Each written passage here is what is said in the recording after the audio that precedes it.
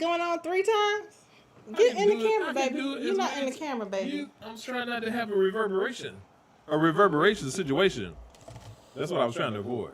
Trying to avoid reverberation. Welcome to Joyfully Married Okay, After. wait. Prometheus Zeus Cruz. I don't know who you are. I don't know what you're talking about, but you about to get the block ministry. Because we not up in here doing whatever this is, I don't know. Just keep it cool, keep it clean. We keep it real high level here.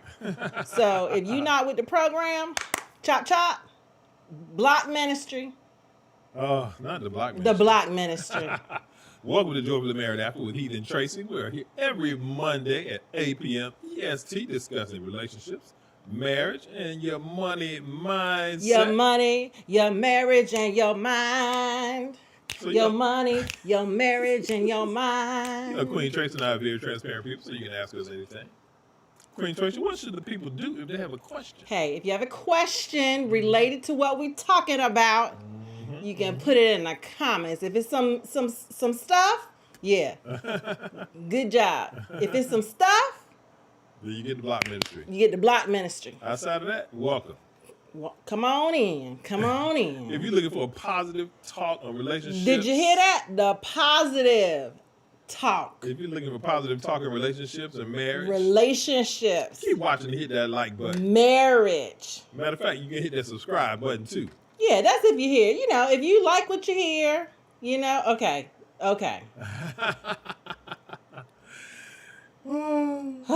Today we are discussing what I wish I knew before I got married.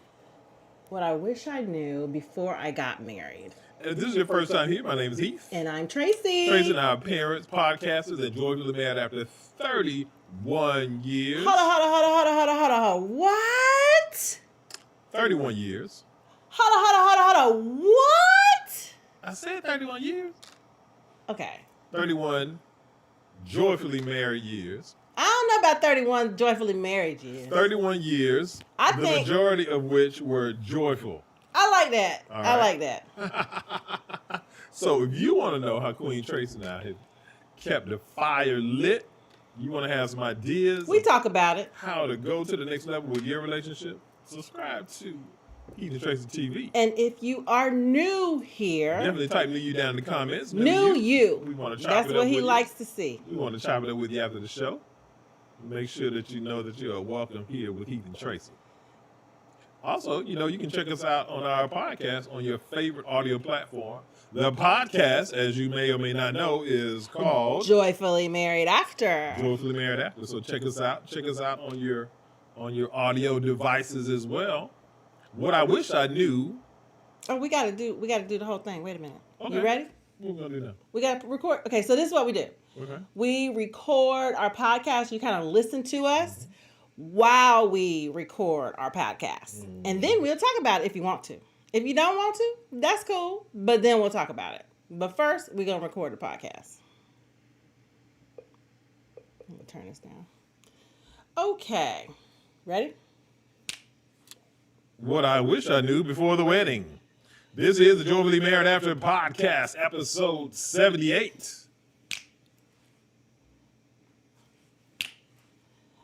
We're talking about it tonight, baby. Okay. We got to let the people know.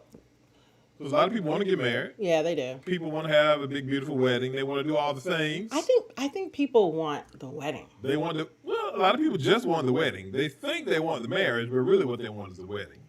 But what we're getting into today, on this podcast, is things that we wish we knew before we got married. How about that? Yeah, it's stuff we didn't know. If you really want to know what we're talking about, it's like we didn't know. There are a number of things that we didn't know. There's some things we did know.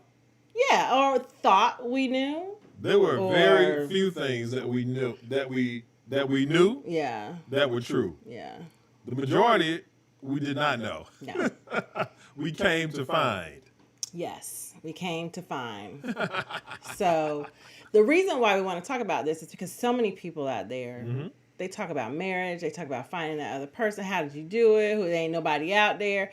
Because I think they're focusing or they're not realizing what it's going to take So when you realize what it's going to take, your vision will change a little bit from what you're looking for.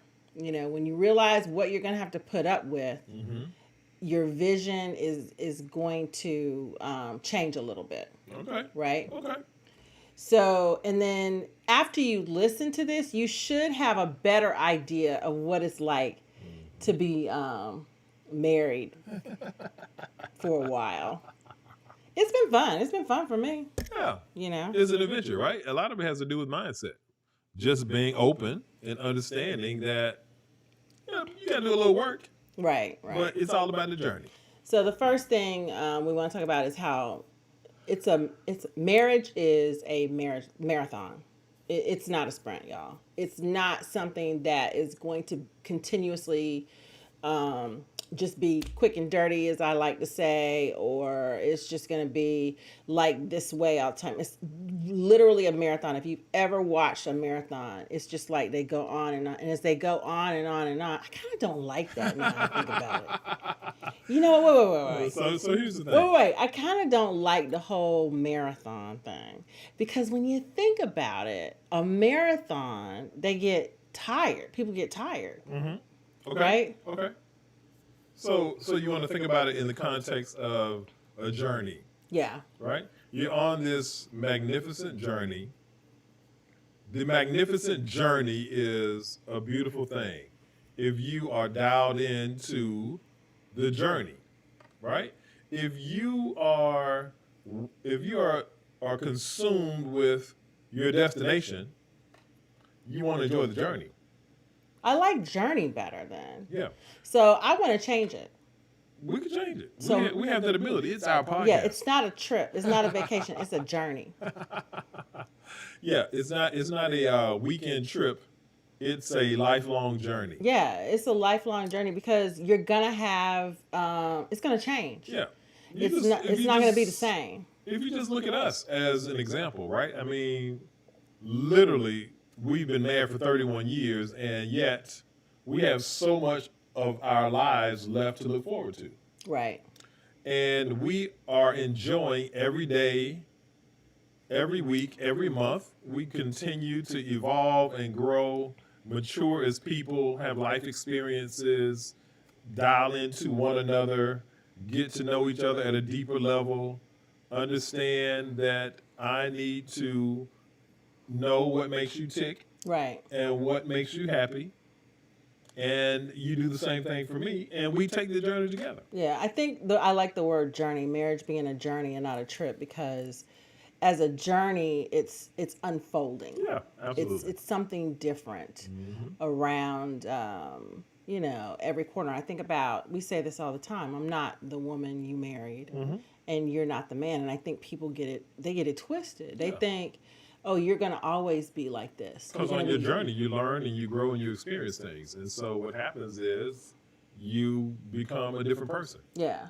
You become new. Yeah. You're always being made over and evolving. And so that's part of the journey. So, yeah, you really got to figure out how you love this person. Yeah. Because just because that's the person you're married to on the day you say your vows does not mean that's going to be the same person. Yeah. Let's talk about the second point. I think the second point really is so powerful because being married well really comes from repetition, right? It comes from practice. I like that. You know, if you think about the context of a doctor or an attorney or professional people, you when you talk about them and their business, you say that they have a practice. They have a medical practice. They have a legal practice. And the reason that we talk about it in that context is because every day they are practicing their craft. They are getting better at their craft. They are learning more about their craft. And marriage is very much that way. Is every day I learn more and more about you. And I am practicing on being the very best husband each day to you. And with that, what happens is I get better and better and better as I practice it. Yeah, so marriage success. Now key word here, success. Not just marriage, but marriage success comes from repetition. If you learn how to knit or drive a car, you get better at it the more you do it. And you have to, when I say the more you do it, that means in your marriage, present in your marriage. I like to compare it to practicing divorce, which I think a lot of people do. They practice divorce by going out on dates, dating people for a few months, and when they don't like somebody anymore, they say, I don't want to deal with you anymore. Or going out with somebody for a few years and being with them for a few years and then say, I don't want to be with you anymore. That's practicing how to break up. And I think, especially in this age, it's very easy to do. People ghost people all the time. People will deal with people just to get certain things, for the most part. And what they're doing is they're practicing how to be divorced. They're not practicing how to be married. And when you practice how to be married, you practice in the perfection and the pursuit of happiness within your union to make it successful. Yeah, yeah. Those are fantastic points, baby. And I think that what happens is when you're dating, what you want to do is that when you dial into that person that you really enjoy, you enjoy their company, you vibe with them, Yeah. you complement one another really well. If you run into bumps in the road, it's a great opportunity for you to practice working through those bumps with that person. And that's an example of practicing marriage. Yeah, I is that think you're working toward a common goal, and you want to understand what it is to dial into something that we need to do better collectively. Yeah, I think when I think about practicing in my marriage, I think about how I would be early in our marriage, and how you would communicate to me that I don't like that. Like what? Like sometimes the way I would react to you, the way my tone would be, and so I would say, you would say, I don't like that. I don't like that. I don't like how that. So I'd have to practice. I'd have to work on Right. not doing that, or I'd have to practice in the way of learning things that you didn't like, just like I had to learn things that you did like. And then I had to work on myself to get to that place. And a lot of people don't want to do that. Yeah. A lot of people don't want to work on themselves, right? And that's really the key, right? You have to evolve and grow into the person that you need to be to make sure that you're accommodating the person that you're with. Yeah, they don't want to do it. So marriage success comes from repetition. The third thing we learned was you have to deprioritize everything.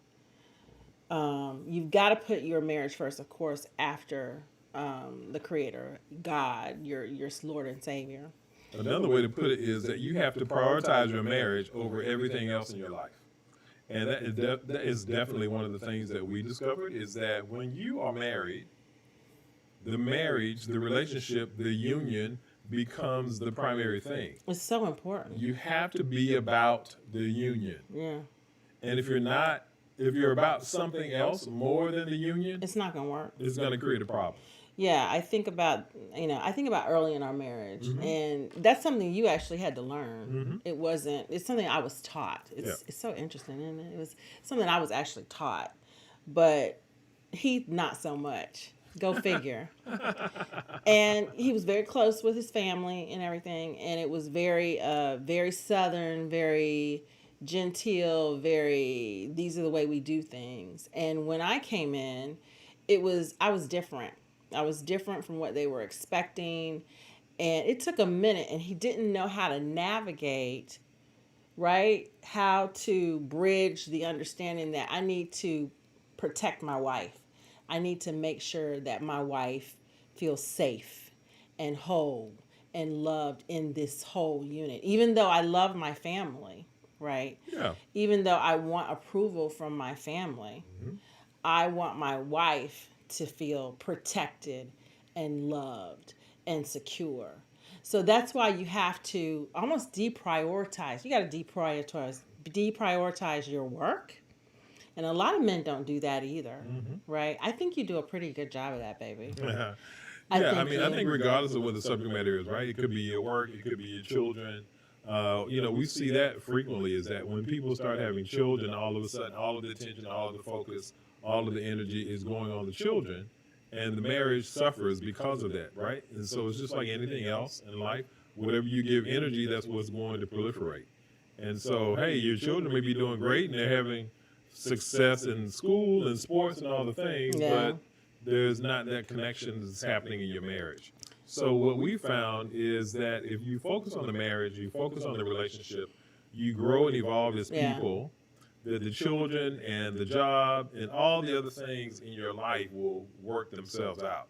All of those other things will be fine, right? Your other relationships, your family relationships, your business relationships, your work relationships, your children, all of those things will be fine if you keep your marriage in focus. Yeah, you have to keep it in focus, because just think about it. If your marriage is messed up, it kind of messes up everything else. Mm-hmm. So you really have to take that moment and ask yourself, what is more important here? And then make sure you're giving that effort toward your spouse, toward the relationship.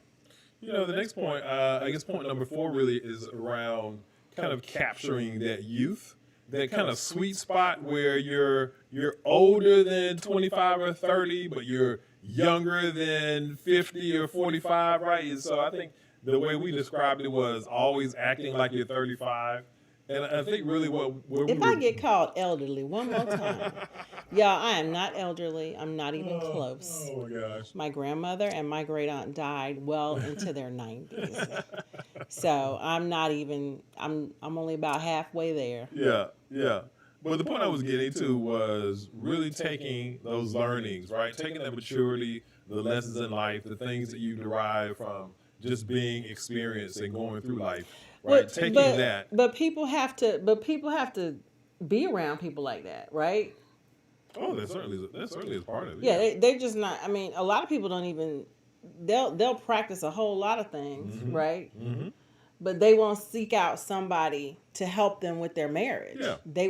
They'll seek out a counselor. Mm-hmm. They'll seek out a friend, somebody that has been married maybe 2 minutes longer than they have, but not necessarily a successful marriage. Yeah, you want to seek out a model, right? Yeah. You want to have kind of your avatar, what does good look like for you in marriage, right? And you seek out couples like that who are going to bring some wisdom, some insights into the things that you're doing in your life, right? They're going to impart knowledge and marriage best practices, if you will, those kinds of things that can really help you along your journey on your marriage. And when you identify those kinds of people and take those learnings, you're going to be so much better for it, but still bring that zest and that newness to the relationship, right? Make sure you're maintaining your date nights and doing the fun things and holding hands and taking trips or whatever the things are that you're into. Like, we have to keep it spicy. We dated each other this weekend. Yeah. And we made sure that we carved out, where do you want to go? What do you want to do? And,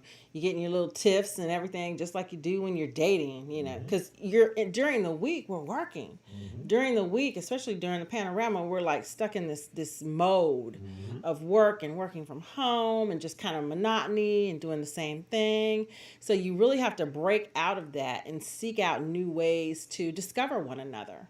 You want to learn your partner or relearn or reacquaint yourself with one another after that monotonous week is done, and reconnect. I think that's a good word for it. Learn how to reconnect in a high energy way.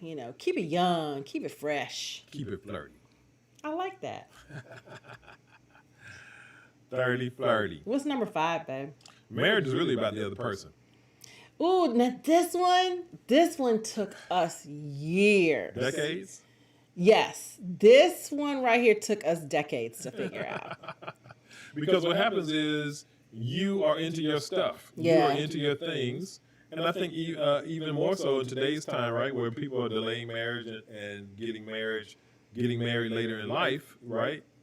What you're seeing is that people are very accustomed to their ways, their things, how they like to go about their lives.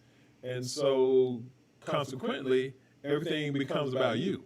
Yeah, you just used to doing everything yourself. Very normal. You're used to shopping for yourself. You're used to Everything. doing cleaning your house, cleaning how you clean your house, How you cook, how live, how you travel, drive to the grocery store, the route you it's take. all about you. You know how you do everything. But what you'll find is that when you're married and you want to have a joyful marriage, then what you would discover, Do you? yes, what you will discover is that you need to make it about the other person, Yeah, I don't think people get this. not about you. Let's go a little bit deeper on this. So it's two. hard. It's hard in this selfish society, as I like to call it. I like to be selfish. I'm gonna be honest with you. We all have our I've selfish raised moments. 4 kids, and I've been with this dude for 30 plus years. I like being selfish, but there are those moments when you just know this is kind of selfish right here. And what you want to think about is, what does Heath need, right? I need to think about what your needs are. Right. I need to think about what's going to make him feel better, what he wants to eat for dinner. I'm busy today at lunch, so I'm going to go ahead and order lunch when I order lunch, and I'm going to order his lunch too. And I know he's working out more often, so I'm going to make sure it's something healthy. I'm not going to just order something for myself. Right. When it comes to spending money, your birthday, we just had a birthday. Yeah. Right. I did have a birthday recently. I selfishly left the house all day, right, to spend the day with myself. But I did that to shop for him. Yes. So I had a little selfishness in there, but it was really all about Heath. It was really all about it was about me shopping for Heath. Yes. So it's about understanding that your actions are going to cause them to, let's go ahead and use the word, y'all, submit. If you are consistently submitting, acquiescing, giving is really the true word. Giving. I like to your person, they're going to naturally want to give back to you. The person is going to only want to give back to you. This is how it works, people. This is the secret. This is how you maintain the joy. I make everything that I do all about Queen Tracy. Everything he does. And guess what happens? Just what she described. It's just so natural with us now. It took us about 25 years to do it. When you say, baby? Would you say it took us? A good solid 20. It took us at least 20 years. That one's gold right there, y'all. It took us at least 20 years to figure that one out. Because you don't know what it is. All you think about when people say, "Oh, I want to make you happy," or you want to. The only thing you need to do is just think about them. Is to be aware of their feelings and be aware of their wants and be aware of their needs, and in being aware of all of that about them, they're going to do the same thing with you. Yep. You know? And if they're not doing the same thing with you, you got some rethinking to do there. Check that out. Need to check that out. This is one. I think we had this one. I think we knew this one. Yeah. Let me say. So this is the 6th point that we want to make. Plan to be married forever. Period. But the idea is the mindset. Right. Right. So you hear Tracy and I talk a lot about marriage, money, and mindset. And this is certainly a mindset component. And what we want you to really grasp here is that go into the marriage understanding that this is forever. I'm locked in. This is what I'm doing. This is where I am. Yep. This is what's happening. And there is nothing else that's going on. Right. And so when you have that mindset, when you can lock into that focus, when you can really see that is where I am and that is the trajectory of my life, now you can build everything else around that. Because you know mentally you've already accepted that this is forever. And so I think that really helps when you go into a marriage. That really helps you with your success factor. Now, the caveat, of course, is if someone is abusing you, if someone is being abusive verbally, physically, someone's sleeping all over town with everybody they can find, that's not what we're saying. That doesn't count. Right? But the point is that outside of those kinds of things, you have to work through the challenges. You have to work through the problems. You have to become a different person to take those things head on with your partner and get it figured out, get it fixed, so that you can continue to progress, because you're gonna be married forever. Because the challenges are going to come. It is not going to be roses, and it's just not going to be like that all the time. The challenges are coming. Yep. They're coming for you. But what it does is when those challenges come, the first thing you do is, I'm not trying to get divorced. I'm trying to stay married. I said I wanted to be in this for good. So then once you come to the conclusion that you're going to stay in your situation, you're going to stay in the marriage, then you start looking for solutions. You start looking for common solutions. How do I get to good? Yep. How do I get to where I am? And in that, you have to be patient. You have to continue to be loving. And those things come naturally, and they'll come easily because you already made the decision to stay married. You know, one more thing I want to click on here is that really it's like a corporate thing, right? It's a working backward exercise from the perspective of, if I am going to be married forever, then I'm working from there. Right. So I have a problem. I know that I'm going to be married forever. So therefore, how do I fix this problem so that I can continue to be happy and joyful in my life in this marriage that I have forever? Exactly. Yeah. So plan to be married forever. That's definitely something that you need to go into marriage. And work from there. Number 7.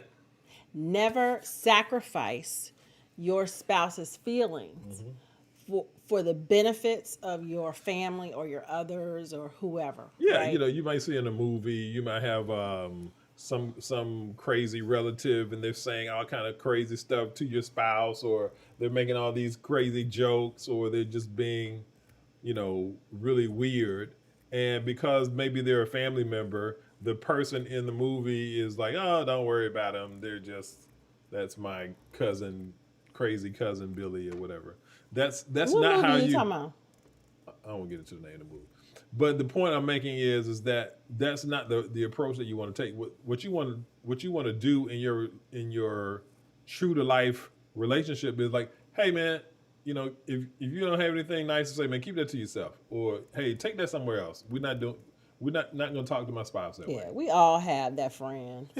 We have that friend, we got that uncle, we got that aunt, we got that brother, that sister, the mom, you got the dad. Sometimes there are people that are really close to you that you have a certain bond with or a certain relationship with, that you just let them say anything or do anything. But when it comes to your spouse, you have to put that shield of protection around them. You have to put that fence up, because what that does is that builds trust in the relationship. I trust you with my feelings. I trust you with my heart.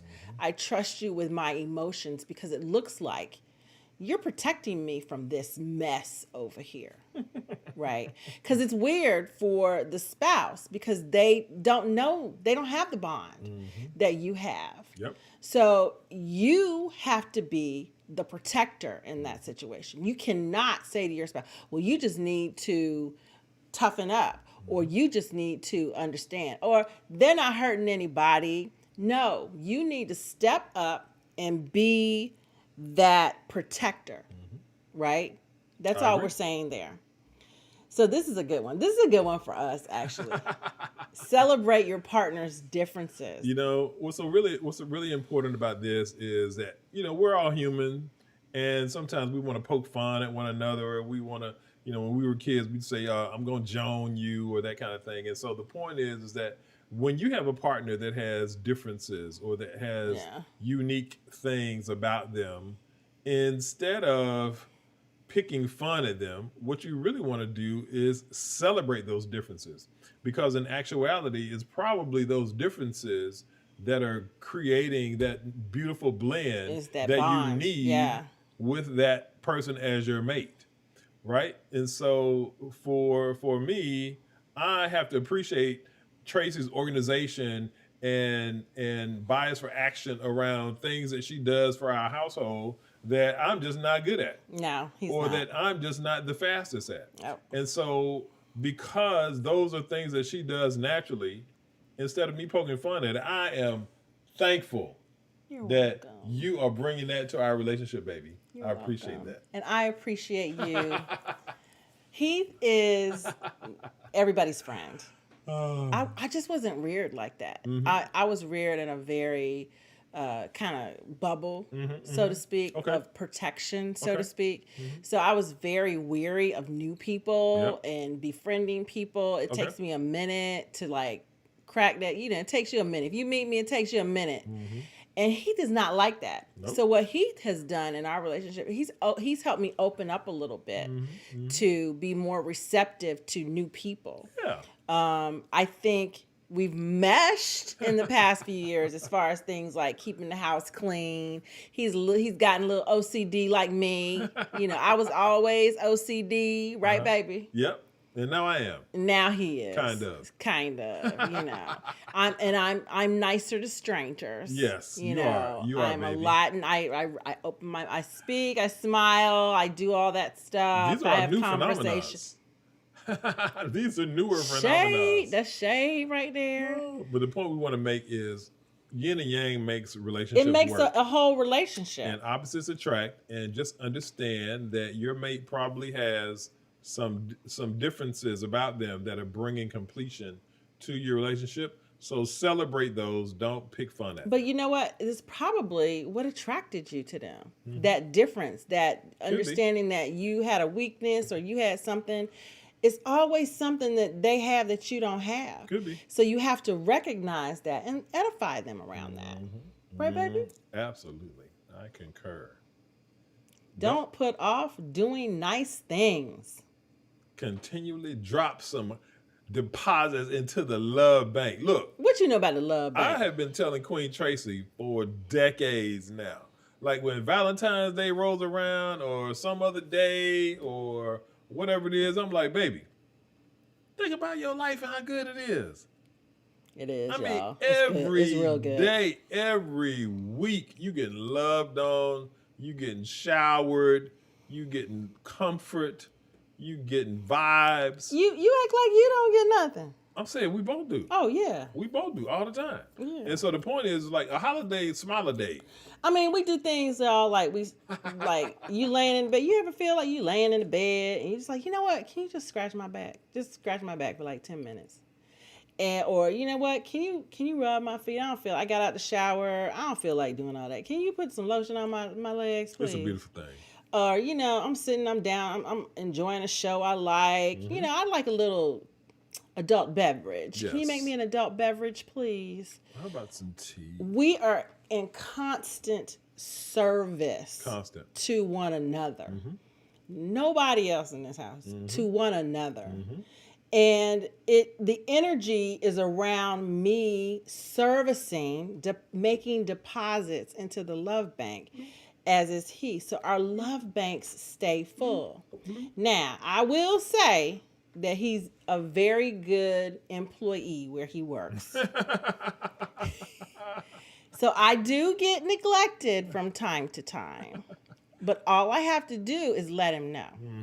That's really all I have to do is say, baby, I don't know what's going on, but I'm feeling kind of mopey because, you know, you're not really paying attention to me. I know you're stressed. I know what's going on. Yeah. I just have to open my mouth. Right. And he'll eventually get around to correcting it. Right. You know, because you can get out of practice on that. We call it life rhythms, right? It's sort of, you know, there's not really a true 50-50 balance. People talk about work-life balance and those kinds of things.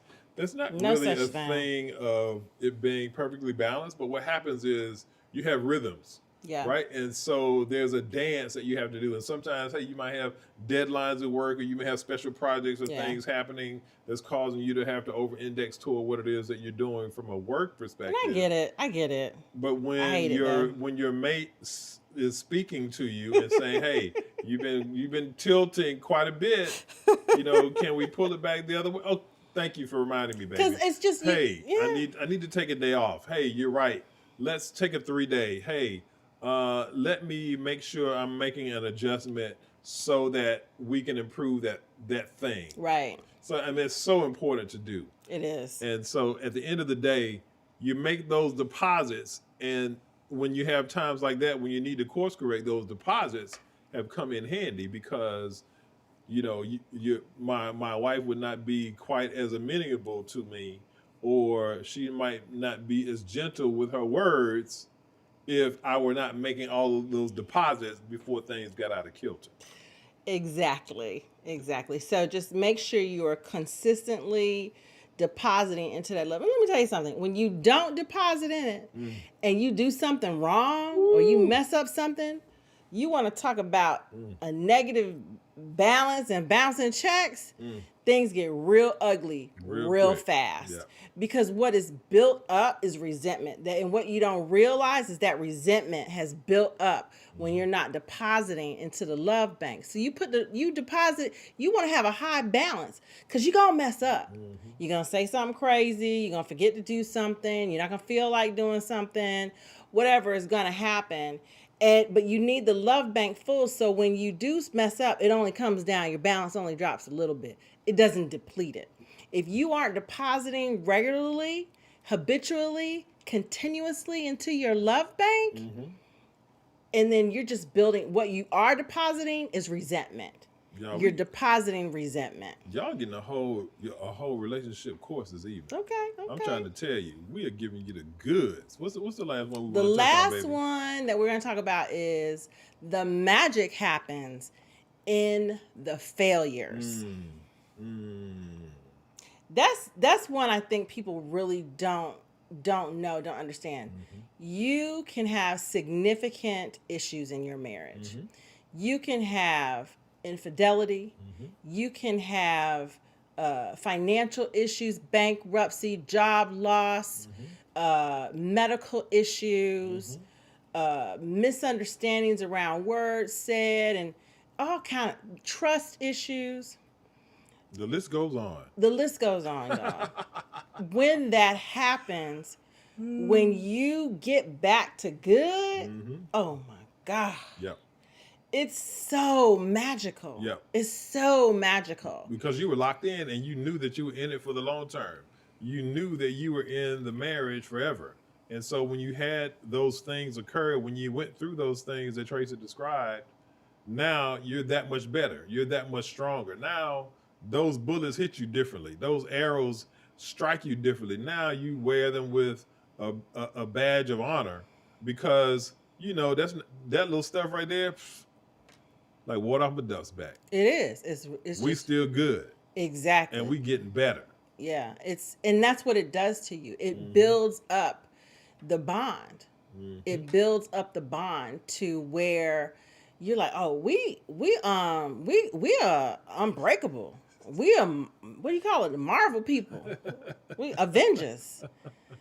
And that's what it does. And that's why we say the magic happens in the failures. So let's go ahead and just recap real quick, Keith. You want to recap? Yeah. So one, marriage is a journey, not a trip.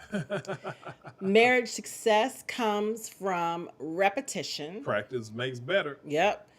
Deprioritizing everything except God over your marriage. The marriage is the prioritization. Yeah. Always act like you like 35. Like yeah, you just know a little bit. You keep it, fine and flirty at all times, right? Marriage is about the other person. Yep. It's not about you. Yep. It's just not about you. Yep. Plan to be married forever. I'm in it for the long haul. In it. You're in it for the long haul. That's what it is. It is what it is, and this is where I am. That's it. Never sacrifice your spouse's feelings for the benefits of your family or the other people that you're really close to. Because the two of y'all are one. So you ain't gonna let nobody walk all over you. That's the primary relationship. Don't let nobody walk all over you. Right. You are one, right? Celebrate the differences that you have. Celebrate that yin and that yang. Yes. Opposites attract, baby. Celebrate the differences. Don't pick at them. Celebrate them. Yep. And don't put off doing those nice things, right? Make those deposits in the love bank all the time. And last but definitely not least, all that glorious magic. The magic happens in the failures. It's in the failures. And it's the recovery from those. That's where you learn. That's how you learn. That's how you do it. Right. Keep going. Heath and Tracy. Good job, baby. All right. Ooh, nice. Thank That you was for good. joining our Look, podcast. that was some solid information we were helping you guys with right there. What's So, up, Crop 919? That's my man Crop What's 919 up, in North Carolina. 919, North Carolina. We My had to man get that Crop. dude out of here, y'all. He was just posting all kind of crap. I couldn't even keep up with what was going on with that. So we had to raise him up out of there. I knew he was gonna be trouble. Yeah, so sorry. It's all good. Not sorry. But you know what they say? What did they say? Ignore the trolls. You know, somebody mentioned this the other day. Trolls like actually live under a bridge. They live underneath the internet. We used to play a game like that, didn't we? Yeah. Thank you, Miss Batcher. What's up? We Good appreciate you, Miss evening. Good evening. Miss Batcher, we were giving you the information, right? Right. That was, there you she go. sounds a good podcast. That's right. That was some good stuff. And if you enjoyed your time, you can find a lot of the things that we talk about on the rest of our podcast anywhere you listen to podcasting. We also have a download for you. It's called Foundational Legacy Living. It's at heathandtracy.com. And in there, we show you the techniques that we have used after 30 years of marriage. And this is through trial and error. These are things that we do on a weekly and a monthly basis. And what it does is it builds a vision for your relationship. It gives you that foundation to build a vision. A lot of people get married and they just like in the marriage. They just like in the marriage. You can't do that, y'all. You have to build a vision for your marriage because that's what's going to keep you together.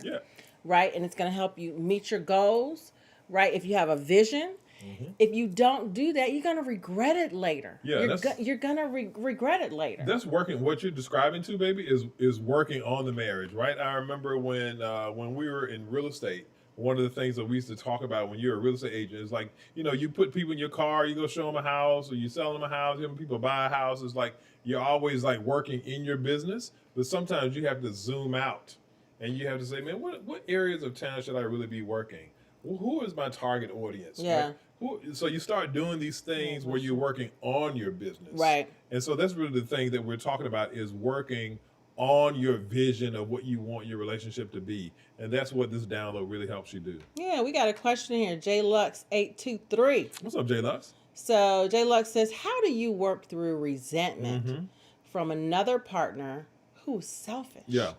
You know, that's a really powerful question right there, J Lux.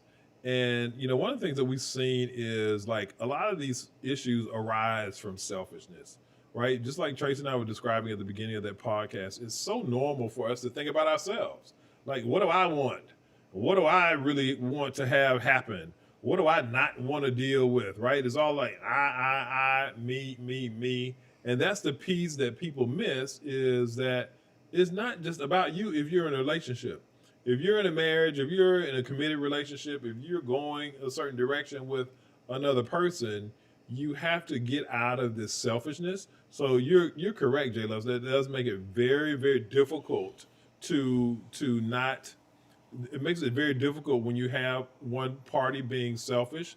But here's the thing: if you're married, or if you're in a committed relationship, what you have to remember is how that person treats you is not your primary focus. It's none of your business. It's just not your focus. Your primary focus is how are you treating them? How are you blessing them? What is your attitude towards them? And that will really challenge you, right? It's a challenge. That will really challenge you, right? Especially if you're a person of faith or you sort of think about things in the way that Trace and I do, is that it is if you make your relationship about this other person, if you are making it your business to treat them well, then eventually what will happen over time is that they will have to say to themselves, wow, I have something really good here. Yeah. I have been tripping. It's important to communicate it though. I think a lot of people fall into resentment silently. Right. And I think a lot of people fall into resentment alone. That person may not even know. Now, if you communicate it and they know that this is empty, this is vacant, and I'm building up resentment because of these things not happening over and over and over, and you keep showing up just selfish and in a selfish way. you need to get to a different place with them. You need to really, really think about that union and if you want to continue in it, because that can be disruptive to your mental health. Yeah, that can definitely be disruptive. Great point, baby. Unmixed Media asks, what do you do when you have a partner who is not helping you when you are having health issues? That person is, to put it simply, lazy. Oh, man. So I think here you have to focus back on yourself. And when I say yourself, when you're talking about health issues, Yeah, you got to handle your health. you have to handle your health. If you have to get additional help, if you have to pay for additional help, if you're if you are married, so that's the first thing I need to ask you: are you married? Because when people aren't married, certain things don't click on here because they're not legally bound. Oh, I can just leave anytime. I don't really have to do that because I'm not married to them. A lot of times you have to teach people how to treat you. Right. Right? So I want you to think about, what have you taught them in the way that they're treating you? Right. Okay. Right. And I think the fact that you called them lazy tells me something else about that union there. Yeah. And I think you need to pull back and focus on yourself. Have the conversation with them without using the term lazy. Yeah. Is definitely something else. Yeah. Because if that person loves you and wants to see you whole, they're going to do the things that need to be done to help you become whole. Yeah. One thing I want to add to that is, if you're ever on an airplane and they say, hey, if something happens and oxygen comes down, put it on yourself first before you help the child, or something to that effect, right? And so this is kind of the same scenario where you have to make sure that you're helping yourself first, that you're tending to your health, that you're making sure that you're good before inundating yourself with worrying about all of these relationship kinds of things. And the other thing I want to mention is there might be something they're dealing with too. I want you to go from a place of love and understand it might be messing with them a little bit, that you're struggling health-wise, and they don't quite know what to do. They may be feeling more like, I can't really help. It's not that I don't want to help, I just can't really help. There's something that may be stopping them from helping. So start from a place of love and then go towards what it really may be. Okay. And one last point on that, connected to that, baby, is that, out here in the panorama, it has affected people in a lot of different ways. It has. Right? And so, there could be some things that are going on there where the panorama is just really impacting them in ways that you haven't really thought about. Yeah. J-Lux is back. What does J-Lux say? What's up, J-Lux? 15-year marriage, okay. So how do I work through my feelings? I work myself through the ground, health issues, person's not present, I'm angry. Yeah, it's difficult, right? Emotions are real, right? You have emotions, and it's one of those scenarios where you really have to begin to tap into that emotional intelligence and understand that, hey, you got to make sure you're good. Make sure you're physically good, make sure you're mentally good, and that's going to help you get to a better, more even keel place where you can then address better those issues with your spouse. Yeah. Do you have any other support system? That's what I would ask here. Sometimes when we focus on something so hard, trying to get something to change, it comes out of our grasp, so to speak. And you may need to put your focus somewhere else. Not looking at your marriage, but looking at it through a different lens. That's what you should try to do at this point. Because if you continue to do the same thing over and over, you're going to make yourself sick. So what you have to do is pivot back to self. Find a support system outside of this, hopefully not another, person to replace your spouse or something. But you know what, guys, the bottom line is you need to be happy. You need to be happy daily in your situation, and you need to communicate, I need to be happy to this other person. And if these people aren't making you happy, don't stay in a situation just to be in a marriage. But I think if you stick to love and pursuing your happiness through love. Heath and I were talking about this the other day. We are where we are because we pursued happiness. We never pursued money. jobs, Mm-hmm. lifestyle, handbags, Mm-hmm. cars. We never once sat down and talked about, "Oh, we need to have it like this. It needs to be like that. And we need to make sure we're Well, flossing." we had a little lifestyle along the way. But we Yeah, a had little bit. a life. We definitely had lifestyle. But I'm saying we had lifestyle from the outcome Yeah. of pursuing happiness. Right, exactly right. Yeah, the lifestyle was sort of an outgrowth of us just pursuing our happiness and being about our family. Yeah. Not, I'm trying to do the thing just to have the thing. Right. Yeah, and as far as being angry, you need to release that. That's not going to do anything but make you sick. Yes, you have built up resentment. Now that you recognize what it is, release it. Yeah. Release it. Make different choices about how you are going to walk through the rest of this relationship and communicate that. And J-Lux, if you need to get professional help, certainly do that, right? Sometimes just talking to somebody and thinking through it, looking at it yourself. Looking at it through a different lens, sometimes that can help as well. Go by yourself and get help to walk through this. Absolutely. You know, we are advocates of marriage. We are about people walking together through this thing called life. But if people are dragging you down, making you sick, not providing, making you build resentment, making you angry, what's really going on? Yeah. And, when you have these compelling events in life, right, you can see these numbers spiking and that kind of thing, right? And so you have to understand what it is that you're looking at, and that, like, the panorama just has, like, a whole lot of stuff just really crazy, right? And so if you can push through and take care of yourself and get to a certain place with that spouse, sometimes you can come out on the other side and you'll be really good. But understand what Tracy is saying, I think it makes a lot of sense, is that, hey, make sure that you're good yourself. Yeah. Just reading this one, J. Lux. No, I live far from family, head breadwinner. Because of health issues, had to make two choices to step back. But now I'm taking care of the kids, homeschool.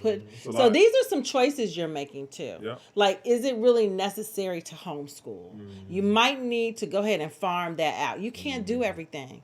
If you're not going to get help with some things, you can't do everything. Let it go. You need to take a breath and you need to focus on getting yourself healthy, because what happens if you're gone?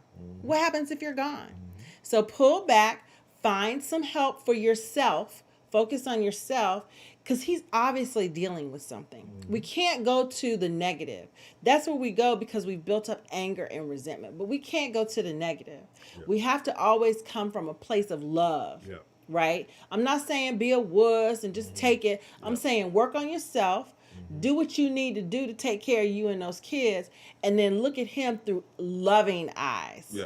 Loving eyes, not just he's lazy or he ain't doing nothing and all that. No, stop thinking negatively around that. Change your mindset around that and say something's wrong. Something's wrong here. A lot of people have gotten depressed. A lot of people are stuck in a rut.